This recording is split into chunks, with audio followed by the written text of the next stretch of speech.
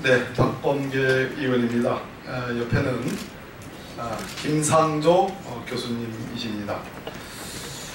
오늘 역시 안철수 후보의 공정경제 과연 그런 말씀을 하실 자격이 있는가에 대한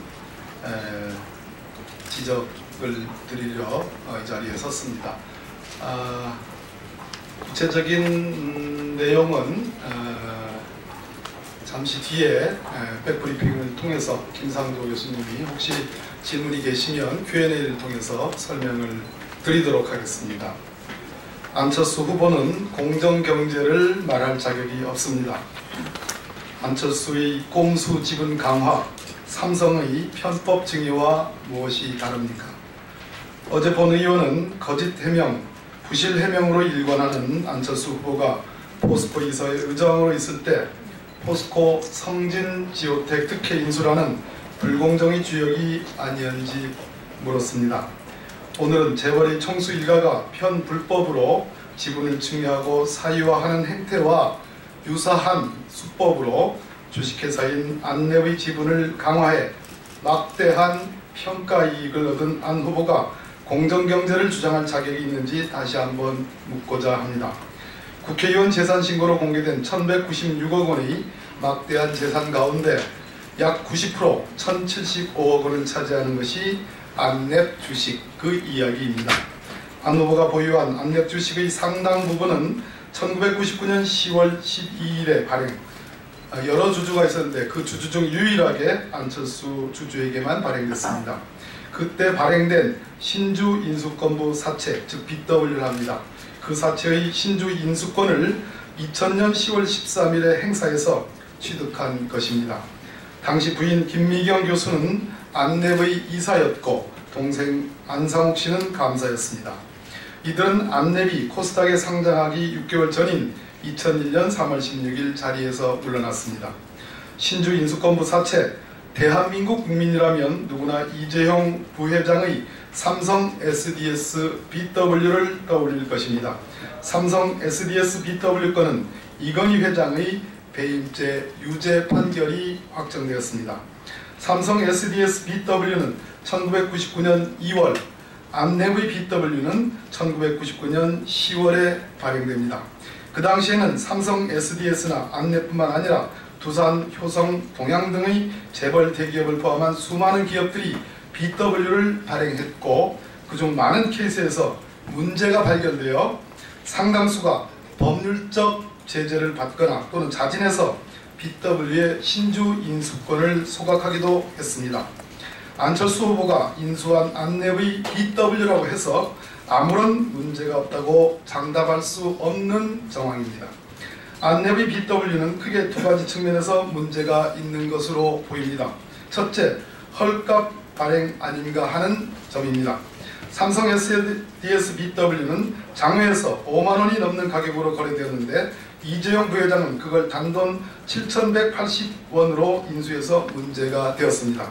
안랩은 BW를 발행하기 약 10개월 전인 1998년 12월에 주당 5,000원으로 유상 증자를 한 후 10개월 만에 BW를 발행했고 그 전량을 안철수 후보가 인수했는데 그 신주 인수권의 행사 가격이 1,710원이었습니다.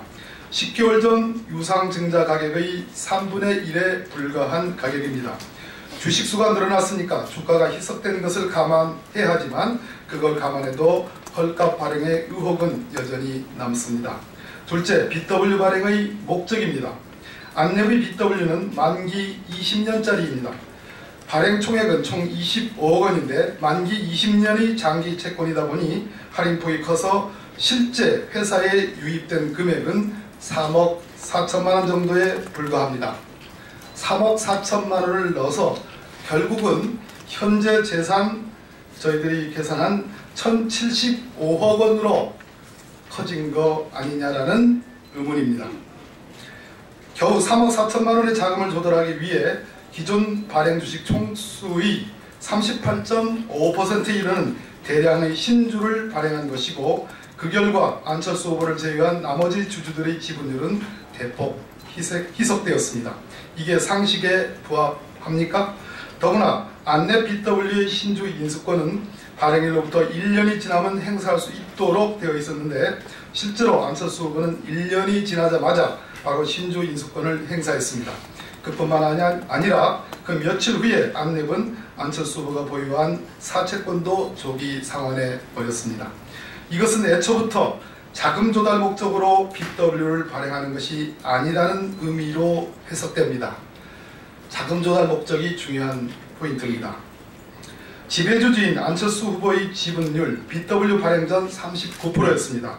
그것을 유지하기 위한 목적으로 BW를 발행한 것이라고 봐야 합니다. 실제로 안내본 약 1년 후인 2001년 9월에 대규모의 유상증자를 실시했는데 안철수 후보가 신주 인수권을 행사하지 않았다면 안철수 후보의 지분율은 26%로 떨어졌을 것이고 결과적으로 평가이익을 감안하면 지금 현재와 같은 대폭적인 평가이익은 상당 부분 상쇄되고 감소되게 되어 있습니다. 그런데 그 BW 신주 인수권 행사로 인해 지분율을 종전과 거의 다름없는 40%로 유지할 수 있었습니다.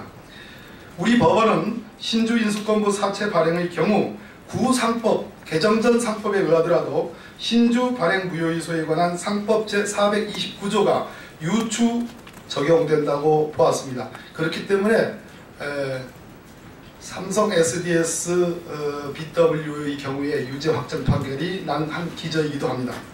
장기의 BW를 발행해 놓고 신주 인수권을 행사한 직후 사채권을 조기 상환해 버리는, 즉 자금 조달 목적이 아니라 지배주주의 지분율을 유지하거나 높이기 위해 BW를 발행하는 것이 당시 상당한 기업에서 발견되는 문제입니다. 안내의 안철수 후보도 결코 예외는 아니었습니다. 지금 안철수 후보가 보유한 1196억 원이 거대한 부는 그런 편법을 통해 만들어진 것으로 보아도 아무런 문제가 없다 할 것입니다. 안철수 후보는 재벌의 지배구조상 가장 큰 위험은 총수 일가가 기업을 사유화한다는 점이라고 지적한 바 있습니다. 그러나 재벌이 편법 증여의 행태를 고스란히 따라하며 막대한 이익을 얻은 안 후보의 발언에 과연 진실성이 있을까 의심스럽습니다. 안 후보는 자금 조달 목적 없이 단지 지분율을 유지, 강화하기 위해 BW를 편법적으로 이용했다는 사실을 솔직히 고백하고 국민께 사죄해야 합니다. 이상입니다.